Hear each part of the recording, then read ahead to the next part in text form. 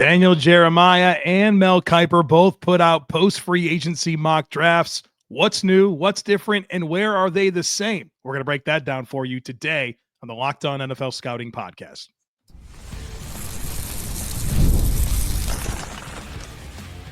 You are Locked On NFL Scouting with the Draft Dudes, your daily podcast for NFL and college football scouting. Part of the Locked On Podcast Network, your team every day. What is better than this? It's guys being dudes here on the Locked On NFL Scouting Podcast. We're the Draft Dudes. I'm Joe Marino from Locked On Bills. He's Kyle Krabs from Locked On Dolphins. And we are your NFL experts here with you daily to talk team building across the league on the Locked On NFL Scouting Podcast with the Draft Dudes, part of the Locked On Podcast Network, your team every day. Want to issue a big thank you, shout out, and welcome to our everydayers. Those of you who never miss a single episode, we appreciate y'all being here very, very much. Today's episode is brought to you by Gametime. Download the Gametime app, create an account, and use code LOCKEDONNFL for $20 off your first purchase. Joe, happy hump day to you. Happy Aaron Rodgers rumors squashed by every insider this morning to Minnesota to kind of, you know what, or get off the pot, it feels like, is the Aaron Rodgers decision with two teams waiting and a third team that was implicated to try to seemingly get the price up a little bit. Yeah, man, I thought there was two really good pieces of content that came out on Aaron Rodgers yesterday. One was the Cam Hayward quote where he's like, it's like, I'm not recruiting anybody. He's like, you either want to be a Pittsburgh Steeler or you don't. Like, I'm not going to have any lost sleep. It's like, dude, figure it out. And I thought Jay Glazer also had a pretty good clip where he kind of went in and said, look, these are big decisions. Like, when you stop playing football, that's it. Like, it's a lot to consider, and he's going to be on his own timeline. So I think I can respect both paths, but I don't envy being a team that's waiting on an answer. And of course, all the dominoes that are set to come with whatever decision he makes. Yeah. Especially with particularly the New York Giants. I mean, that might change their decision with number 3. Now, I don't know if it should, maybe it would, but the annual Aaron Rodgers, what is it?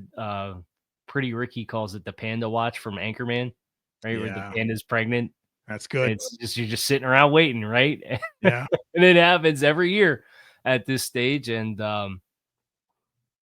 yeah, it's a testament to some of the challenges that some of these teams have finding legitimate answers at quarterback, especially in high strain seasons like Pittsburgh and New York potentially have, with pressure to get to the next level versus where their teams have been at. And obviously those are different places, but the draft can help as well as a transition to get us going towards DJ's latest mock draft.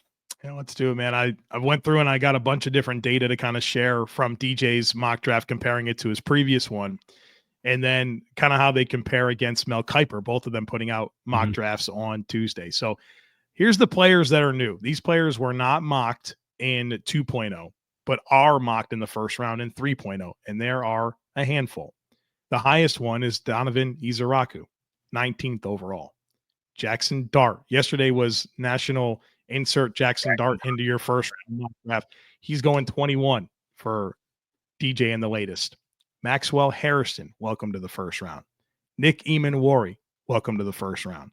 Trey Amos, corner out of Ole Miss. Derek Harmon, D-tackle, Oregon. And Azaria Thomas from Florida State, the corner. Those are your new additions. Any themes there? What you I think you have a couple of guys who tested well, but also have had complete pre-draft processes in my mind. And they're also on the back 12 picks. Yep. So you could probably draw a line in the sand with Colston Loveland at 18. I don't think there's too many controversial players that are in the top 18 picks that are going to be there. And the rest of it is largely going to be flavor oriented. And those guys have punched a lot of boxes in this pre-draft process. Yeah. I mean, you got a lot of, like, of course, a quarterback, and which sounds like maybe the outside of the league is catching up on where the league is probably valuing Jaxson Dart, whether we like it or not. But also, like, all of those players are toolsy defensive players. Every single one of them, corners and D linemen that I think in some way did something impressive at the combine, whether it was how they measured or how they tested. And, I think that's a bit of a flavor right now. Everyone saw the Eagles, and what do they have? They have dynamic D line. They certainly, a lot of upside with their new additions to their secondary and Cooper DeJean and Quinyon Mitchell. And this feels like, well, let's get some of that, right? This is definitely a trend towards toolsy defensive players in terms of how I think this skews. Yeah. And it was Todd McShay. We'll invoke another big name from draft media in here. He did the show not that long ago talking about trends of teams that have been perennial contenders. And one of the themes there is once you have a quarterback, you invest a lot of your early draft capital into the defensive side of the football and the importance of having a defense that can be competitive. And whether that's Green Bay with Hairston, or whether that's Minnesota with Eamon Wari, those are dynamic players. Izraku, dynamic player as a pass rusher. I think he probably a little bit more dynamic and dense than some people thought he was throughout the course of the season. And he kind of checked those boxes.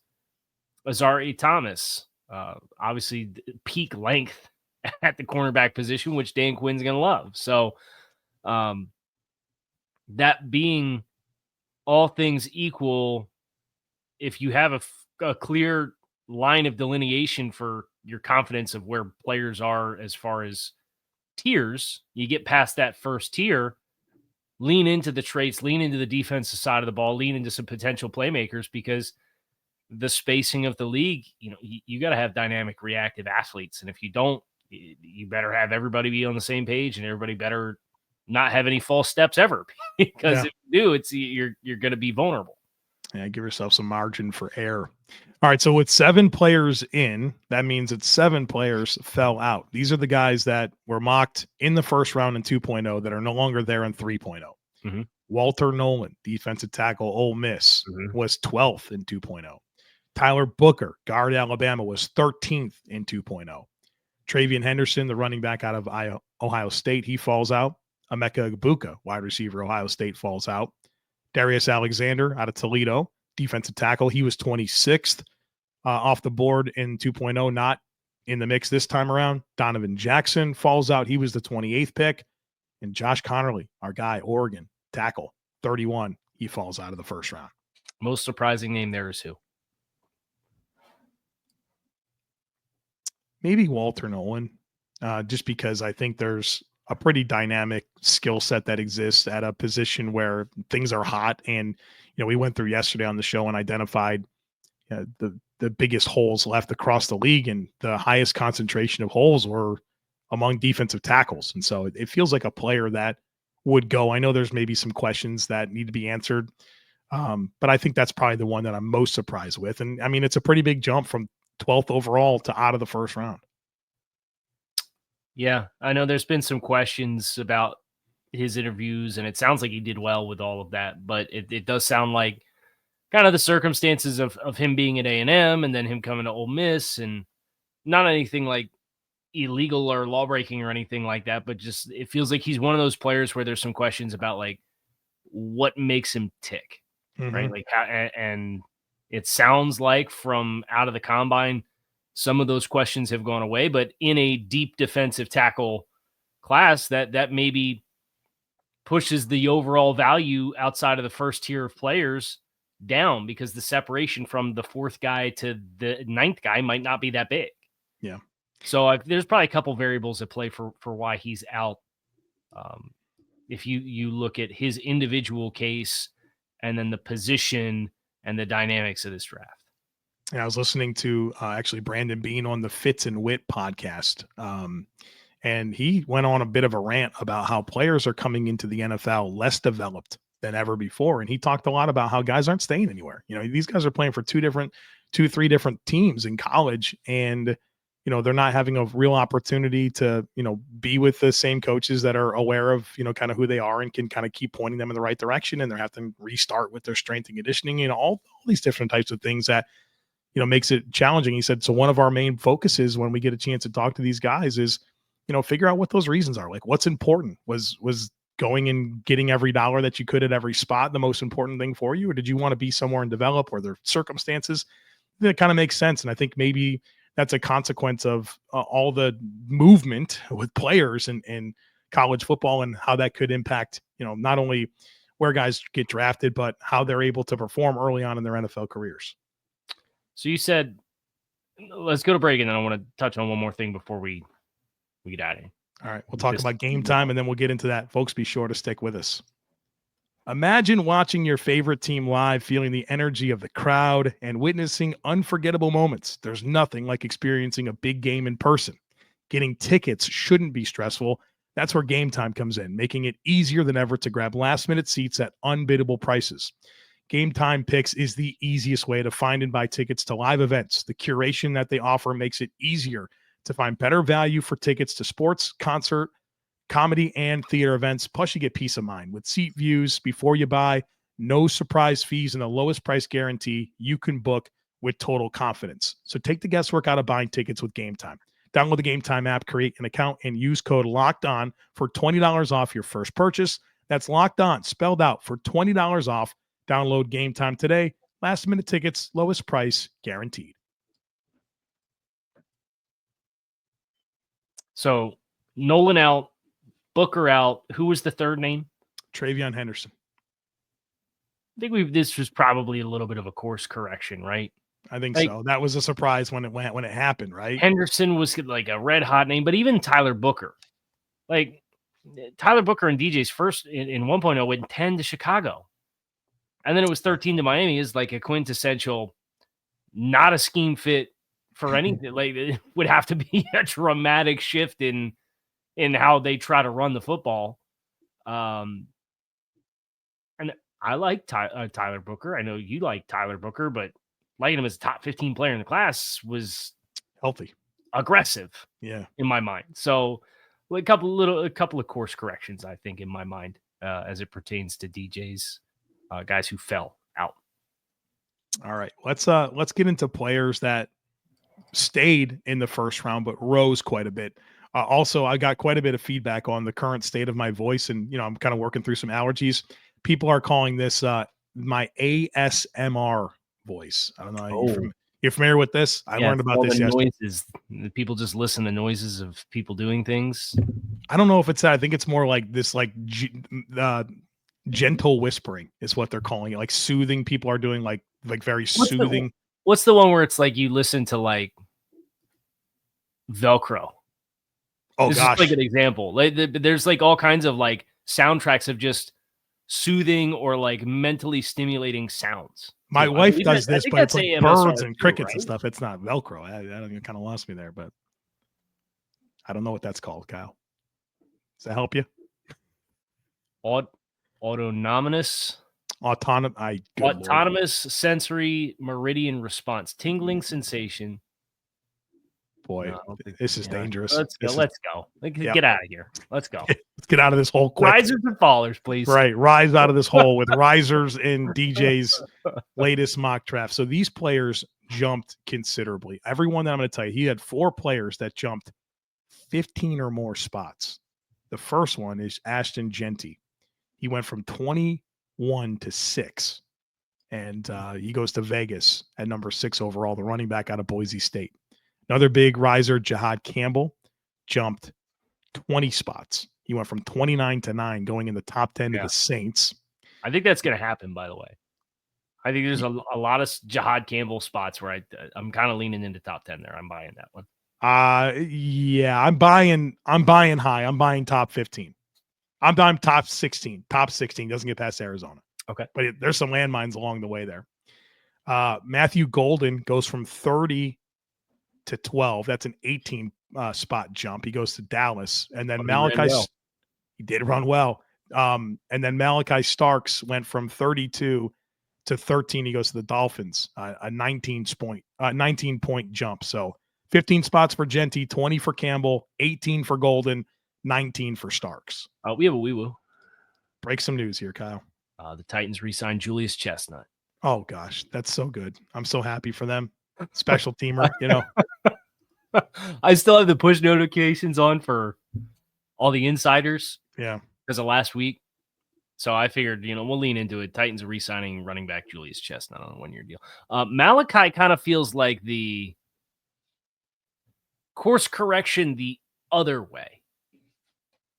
Where I remember he was 32 and you said in the second mock, and he was in the bottom 8 picks in the first mock that DJ did. And no, we didn't run a 4.3, but man, the on-field drills and the GPS tracking that Next Gen Stat has for all the on-field drills. And I know he didn't have his best season on tape in 2024 versus 2023, but feels like a player that, especially when you're looking at below pick 18, there's a lot of guys that have a lot of questions. Yeah. What questions do you have with Malachi Starks?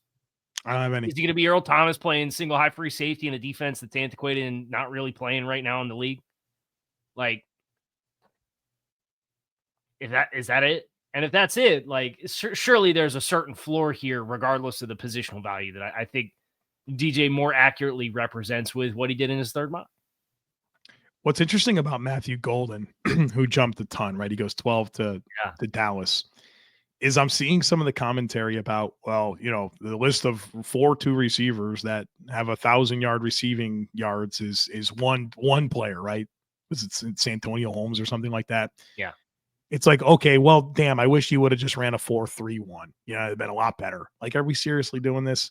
I struggle with that one. It's like, then you're labeling him as just a fast guy that has no like variance of like route tempo or like ability to like throttle down or alter his speeds. I didn't really see that with Matthew Golden. So I think here's the thing with Matthew Golden, that when you do the evaluation, I think you do have to quantify.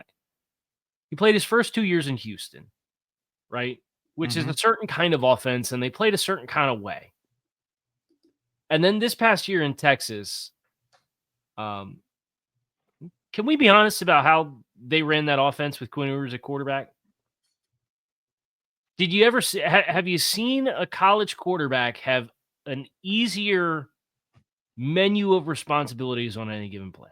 Jaxson Dart might have something to say, but at least he executed it a lot better. I mean, Quinn Ewers, everything, it was like the 24 Miami Dolphins in college, right? Perimeter screens, shallow underneaths, balls out of your hand immediately. We catch some single high, maybe we'll throw a shot down the field. It was just like the bumpers on the bowling lane had bumpers for that offense with Quinn Ewers this year, despite having an elite supporting cast. Yeah. And I think that really, like, we're just going to sit here and, he had 987 receiving yards. Doesn't count. I like the Arch Manning games, man. You tangibly saw the difference in how the offense worked when it was Arch versus Quinn. Yeah. So, I mean, the flavor of the offense was different. They could do different things. And you got a big enough sample size with Arch where I thought you saw it. To not just say, it's an individual game matchup situation.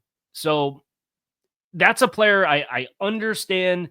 There's thresholds and historical data that you can apply and give relative buckets that have relative accuracy on the success and failure rate of prospects. But if you look at the nuance of this one, I'm going to give him a pass. Me too. These are the players that remained in the first round but fell 8 or more spots. Mike Green falls 8 spots from 9 to 17. Yep. Kelvin Banks, offensive lineman out of Texas, he falls 15 spots. He goes 10 to 25. That's the correction. I remember when I watched Kelvin Banks, my prevailing thought was, this is a player everybody told me was supposed to be a top 10 pick, but nobody watched top it. 5 pick. Top 5. Right, he was. Mykel Williams, the edge from Georgia. Careful. Yeah, we're good. We bounced back there with that little cough. All right. He falls 13 spots. He goes from 15 to 28. Kenneth Grant falls 14 spots, 16 to 30. And then Josh Simmons, the tackle from Ohio State, falls 8 spots, 23 to 31. And thank goodness DJ put him in Kansas City. You very easily could have not put him in Kansas City after the contract they gave Jalen Moore. Yeah, which is interesting because I think they're going to be done with Taylor after this year. So, yes. But And Simmons has played on both sides of the line. Yeah, that's helpful. That's helpful.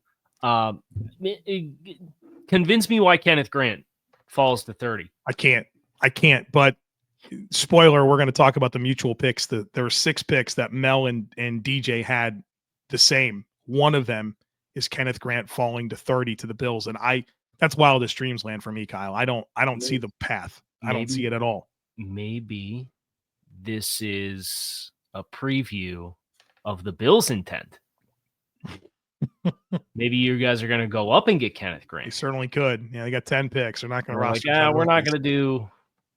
We're not. Yeah, realistically, how many rookies are going to make the Bills? 6. I think 6. Okay, yeah. So you got a little bit of wiggle room there. Yeah, they're going to trade up. It's just a matter of when. So, but there you go. Yeah, I don't see how he gets a 30. And like, I keep on saying that, right? And then, thank you, Daniel and Mel, for validating my belief and both mocking Kenneth Grant to the Bills at 30. I mean, I'll take it. Boy, I'll take it. I just don't see how that happens. I'm surprised, and I know we got to get a break. I'm surprised Shamar Stewart gets all the way to 32 as well.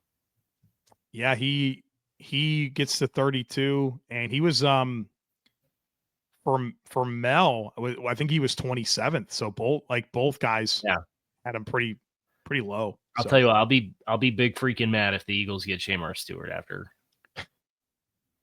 They're going to get some annoying player that just is there. It's just like Nolan Smith. I love Nolan Smith. He went exactly 32, right? Yep. So, all right, we'll talk about the mutual picks. There's 6 of them. The players that DJ had that Mel didn't, and the players that Mel had that DJ didn't on the other side of it. Folks, be sure to stick with us.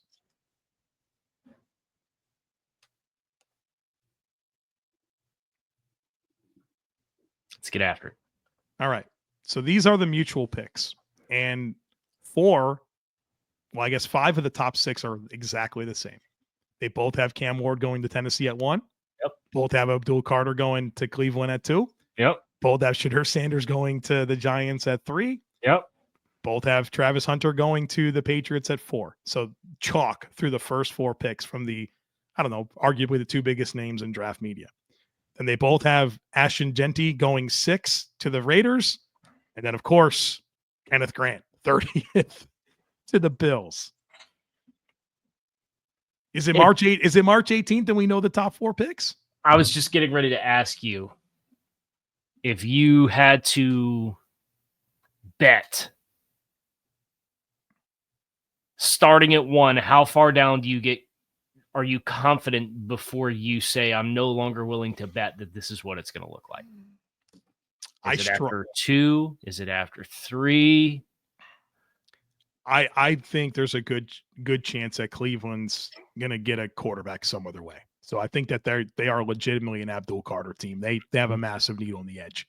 Where I struggle with this, and I'm not saying that they're wrong, but from a fit perspective, I feel like Shadur Sanders is probably a better fit for Tennessee.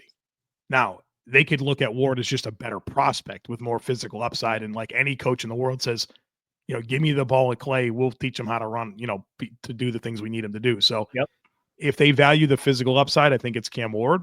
If they value, the clean, we're going to projection to it's more Shadur. And obviously there's more to Shadur than just that, but that's where it gets dicey. Because I think the Giants would love to have Cam Ward.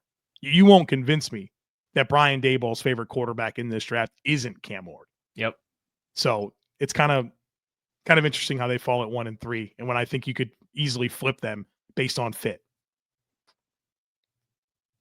I think the thing that works in Tennessee's favor going Cam Ward is you consider Mike Borgonzi and being in Kansas City, and they bet on tools. Yeah. Right. And it hit. And now they've invested in an offensive line, a chance to either bet on tools or bet on fit. And I think that's kind of the trend of the league right now. And what everybody appreciates about the highly successful quarterbacks is they have enough tools when things aren't right to erase a dead play and make it a net gain. Yeah. And I would bet 1 through 3 right now. Like if you had to ask me, Kyle, put your paycheck on picks 1 through X, how far down, and you say this is chalk right now, I would say 1 through 3, barring trades. So before it's complicated, right? Because it's New England with Travis Hunter, and they just paid all the money to Carlton Davis, and Christian Gonzalez is like ascending as a superstar at corner. Yep.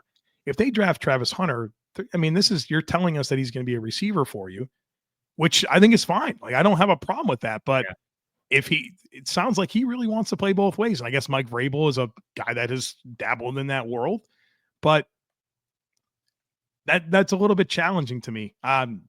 Maybe that's a bit of a aggressive thought that he's going to play both ways, but I don't think it would happen in New England. What if he was the nickel, but if he was the nickel that came in and played outside and pushed Christian inside? If they want to live in that world. If they want to live in that world, yeah. I thought that was the problem with Baltimore's pass defense last year, is that they did stuff like that, and I thought it messed up their spacing at coverage bus all the time. Yeah. So, I don't know. I think you could probably be a really killer man coverage group. Jeez. You got Gonzo and Carlton Davis, who could play press and has all the length and physicality in the world, and then Hunter, who I think if he goes to New England, he's going to be a wide receiver first and foremost, and then maybe their biggest need. Yes, yeah.